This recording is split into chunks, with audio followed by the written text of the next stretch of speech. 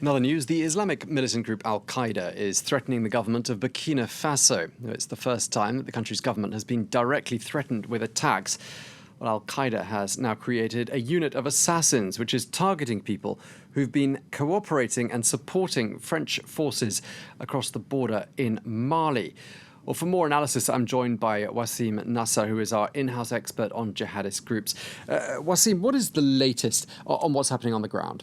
Well, actually, as you said in your presentation, Al-Qaeda claimed an attack dating back on the 30th of August against the Burkina-Faso army. And in this same claim of attack, they threatened directly the government of that country, accusing him of dragging the country into war on behalf of France. And in the same communique too, they called all the government of the G5, which is the coalition formed by France in order to fight the jihadis, to leave this fight on behalf of France. And a new thing, they constituted a unit of assassins which is working in Mali. They conducted the first operation beginning of August, killing one of the men who was working with France. And here we see another man that they killed on the 4th, so the day before yesterday, along with another prominent militia leader in the town of Kidal. So the town of Kidal, which is normally pacified by local forces. So this man who was killed, he's the brother of an indicator who helped French forces locate a French hostage back in 2010, knowing that the hostage and the informant got killed in 2010, and today they are coming the killing of his brother. And this is regarding sources that I have on the ground who told me this. So we can imagine that by doing this, they are trying to instill fear among people who will collaborate either with local forces, governmental forces, or France directly, telling them that they are at reach. Okay, and the situation appears not to be improving at all. In fact, I think it's fair to say the situation in that whole region is going from bad to worse. Yes, the situation is getting from bad to worse, as you say. And we have a map that shows us that very specifically here. We begin on April 2017 and we'll go all the way till February 2019.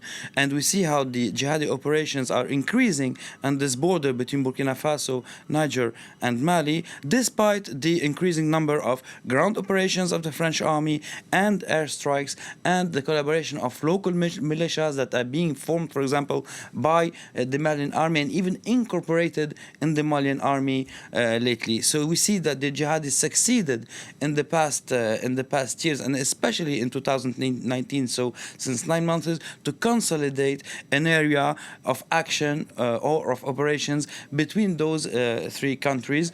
And they are capitalizing on real grievances of the population on the ground, and sometimes on mistakes that are being done by local forces, local militias, or even armies on behalf of those populations. We have today two main groups that are really active in the region. We have Al-Qaeda and its affiliate Jamaat Nusrat al-Islam al-Muslimin, and of course the Islamic State, which is mostly in eastern Burkina Faso and in Niger, and Al-Qaeda in central and southern Mali and the central northern Burkina Faso region. Okay, so I can see, a lot of increase in jihadi activity in that border area. I mean, is it all bad news, or are there any breakthroughs being made? Is there any reason to think perhaps the situation could improve? Well, what we see here on this border area is like the backlash of military operations that started in 2013 in northern Mali. So jihadi groups that were only operational in northern Mali are being pushed further south. So today are active in central Mali and in this Burkina Faso area.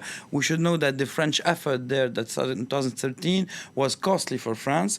We are talking about 28 military who died in this region since 2013, among them 2 officers.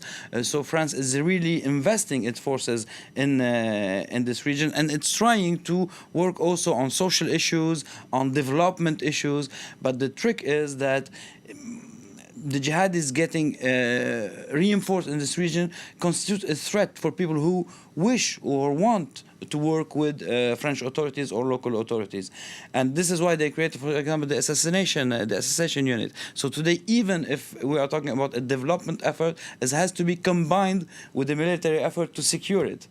So you see the situation is getting complicated, and of course, because the jihadis, as always, they capitalize on real grievances of the populations there and on mistakes done by local governments, which are often failed or unable to operate properly in border region. Without forgetting, for example, like for Burkina Faso, Ouagadougou, the capital, was attacked twice in 2016 and in 2018.